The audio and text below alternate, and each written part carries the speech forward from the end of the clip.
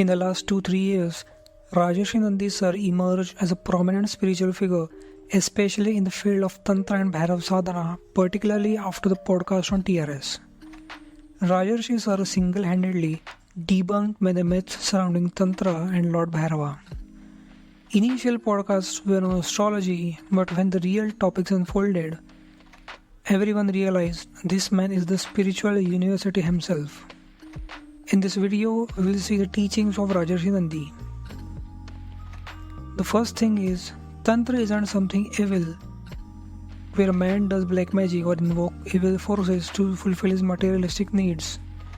During British rule, they tried portraying Tantra as demonic, but actually it is a sacred path to attaining moksha given by Lord Shiva himself for Kaliyuga. The simplest definition of Tantra can be the technical way of using mantra plus yantra to attain spiritual evolution. Another thing is, Lord Bhairava is Shiva himself. In the last few centuries, Bhairava was portrayed as a Gana of Shiva or just Kshetrapal of some remote village, but actually Bhairava is a primary deity in Tantra Marga. There is a whole krama of Bhairava Upasana, just as there is Parabrahma, there is Para-Bhairava. Although all the forms of Bhairava, apart from Batuka Bhairava, are fierce and may not be suitable for everyone, the important part is that in the last few centuries, Hindus stopped worshipping Bhairava and India as a nation is facing turmoil over its borders. Therefore, Rajarshi Nandy sir is building 8 major Bhairava temples around the borders because Bhairava is not just a Kshetrapal of a remote village but of a whole nation. This Bhairava sadhana itself falls under the broader umbrella of Tantra Sadhana, which has different approaches. Dakshinachara, Kaulachara and Samayachara. The right hand path or Dakshinachara is like using everything sattvic for puja. On the other hand, Kaulachara is a left hand path where we use non-traditional puja paddhati. One famous paddhati is the Panchamakara paddhati, in which we use meat and sanctified alcohol.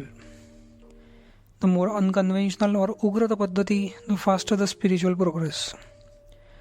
Tantra finds its fullest expression in the Shakta Sampradaya, which right now has the most tantric approach, especially Dasha Mahavidya. We almost cannot approach a Dasha Mahavidya in a general way. It has to be a tantric way. Like Bhairava, Dasha Mahavidya was also highly misunderstood, but they are the direct manifestations of the Absolute. In Dasha Mahavidya sadhana, Bhairava has primordial importance. Lord Bhairava becomes the guide in Dasha Mahavidya sadhana. Bhairava knows the path, the pitfalls, the common mistakes, and even the current location of the goddess whom a native is worshipping in the form of Mahavidya.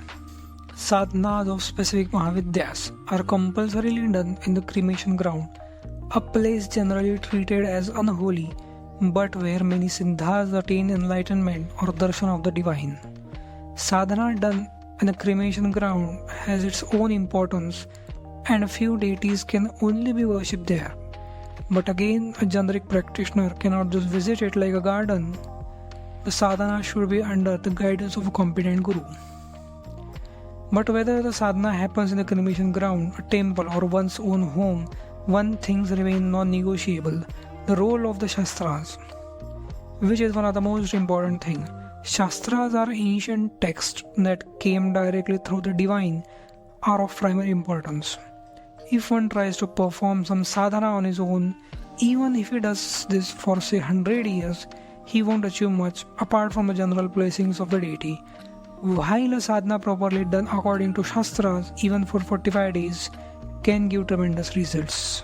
If we do a specific spiritual practice, just something general, and even without diksha continuously for 3 years without any break, the deity will take notice of this short tapas. It is like entering nursery school. If one does something for 12 years, then it is an actual tapas. But doing something continuously without a break for 12 years isn't easy. But no matter how long or intense the tapas, it is all working towards one final destination. The actual goal of Tantra is to become the deity himself. Suppose the president of a country is going to visit a place. First, his officials will come and check the place. Then they will verify its genuineness. And finally, the president will visit. The same happens in the initial stages of sadhana, let us say the sadhana of Lord Shiva. First, he will notice that someone is calling him. Then his ganas, who are the surrounding deities in his realm, will try making contact through omens or synchronicities.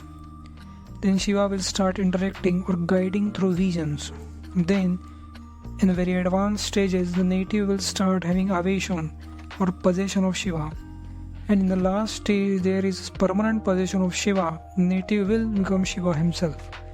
But all this takes a few lifetimes, depending upon the accumulated karmas. This is why, in an age where lifetimes of dedicated tapasya feel almost impossible, Tantra becomes not just relevant but necessary. In Kaliyuga, Tantra is said to be a primary method for spiritual upliftment. The reason for this is that although there is the whole pantheon of Vedas and their methodologies which are time-tested, today we can see that our whole lifestyle, including our surroundings, isn't viable for complex Vedic sadhanas. Most of the Hindus don't even touch the Vedas. So the Tantra here provides a better solution. In the future centuries, Tantra will rise as a mainstream method for spiritual sadhana, and this process has started already. This is what makes Rajarshi Sir's work so significant, not just reviving forgotten knowledge, but making Tantra accessible and understandable in an age that desperately needs it. From debunking myths to reinstating Bhairava's rightful place to guiding seekers towards the Shastric path, his teaching reminds us that Tantra was never about fear or fringe practice. It was always the fastest path back to the divine.